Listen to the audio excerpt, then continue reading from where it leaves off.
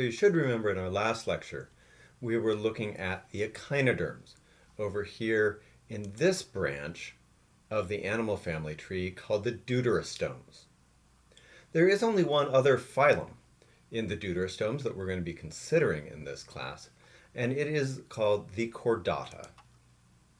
The phylum Chordata arose from relatively humble beginnings. The ancestral chordate is thought to look like this animal here. This is an animal that is alive today. It's called a sea lancelet or a cephalochordate. And it has a variety of structures that are found in all of the chordates that are living today. While I'm not going to go through all of them, I do want to mention a couple of them. There is a dorsal nerve cord that runs the length of the animal's body. Underneath that is a different structure called the notochord. It is a flexible rod which is used as a skeletal support in sea lancelets. In addition to these structures, you also see pharyngeal slits. These slits along the side of the animal's body, opening out from the oral cavity, the mouth opening, so that water can pass into the mouth and out through these pharyngeal slits. Cephalochordates use this structure for filter feeding, although it's taken on other and perhaps more important functions in some of the other chordates. We're not going to be considering the other subphyla within the chordata, but we are going to be considering one subphylum in particular, and that's what's known as the vertebrata or the craniata.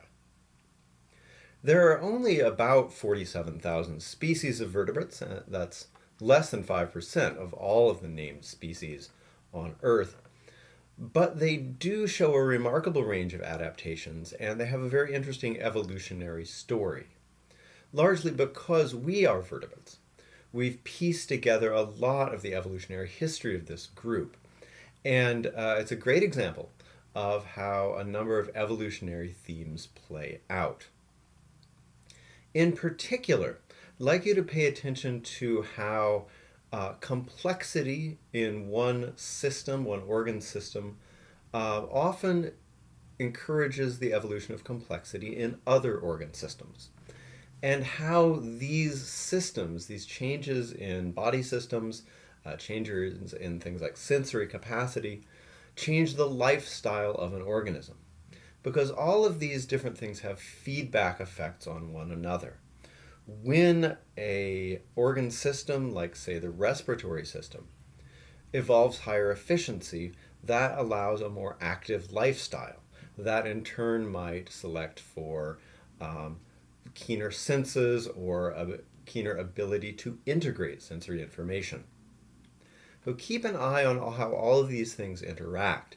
Even as we go through, even if I'm just talking about the evolution of one particular system, think of the effect that those evolutionary innovations are going to have on other systems. There are a few major advances that have made the vertebrates as successful as they are. One is the skeleton. Vertebrates have an endoskeleton. It is made of cartilage and or bone. In a few vertebrates, it's entirely cartilage, but in most, it's bone calcium phosphate that's laid down to form this very strong internal skeleton. It's also more efficient. It allows for fast, coordinated movement. It also allows for more protection of a lot of the internal structures of vertebrates. Another remarkable advance among the vertebrates is a respiratory and circulatory systems that are much more effective. What we've seen so far have mostly been organisms with what are called open circulatory systems, where the circulatory fluid sort of washes or drifts over tissues and organs. That does allow the exchange of gases and food and waste, but it doesn't allow it very rapidly. A high pressure circulatory system moves the necessary materials through the body much more rapidly. And so, for example, it can get enough oxygen to all of the tissues to support a high rate of energy use. In other words, a high rate of activity. Um, when you have a efficient respiratory system and an efficient circulatory system, you can sustain a much, much higher level of activity. And we'll particularly see that in a couple of groups, the homeothermic groups that we know as the mammals and the birds.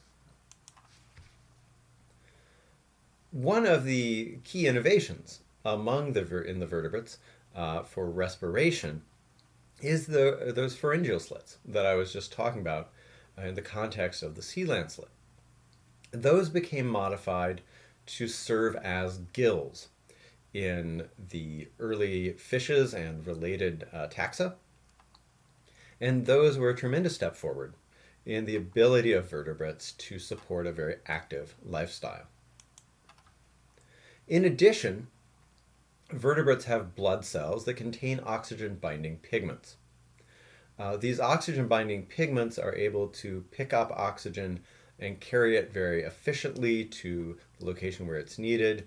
If you know anything about how a hemoglobin binds and unbinds oxygen, you know that it is able to pick up oxygen and drop it off much, much more efficiently than mere diffusion does. As we go on, you'll see, as we go on through the vertebrate classes, you'll see that there is a remarkable evolution of the organ that we know as the heart. The multiple chambered heart is capable of driving blood much faster and at a higher pressure than any of the systems that we've seen so far. And again, that really adds to the efficiency of the system and the activity level that an animal can support. Vertebrates also have a much more complicated digestive system than their forebears did.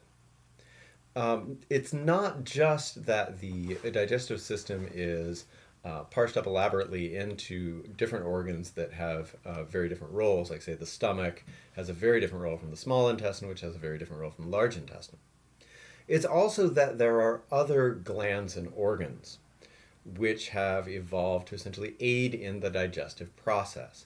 Things like the liver, the pancreas, there are a variety of glands that secrete digestive juices or other chemicals that allow for much more efficient digestion. And last but certainly not least from our point of view, the brain in the vertebrates is greatly enlarged compared to basically any other animal.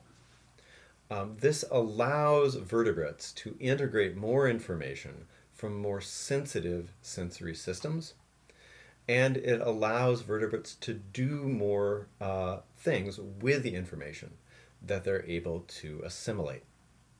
Obviously, this is something we prize very highly because we are, of all the organisms on Earth, the ones that are most capable of integrating and dealing with complex information. This allows some very complicated behaviors on the part of vertebrates. Vertebrates have the most complex behaviors of any of the animals, and particularly learning. The ability to learn and adapt to new information rather than acting basically on pre-programmed instincts. This is not to say that other animals can't learn. Many of them can. Almost all of them can to some extent. Almost all animals can learn to some extent. Some of them have very sophisticated learning, but none of them have the learning capacity of some of the vertebrate animals.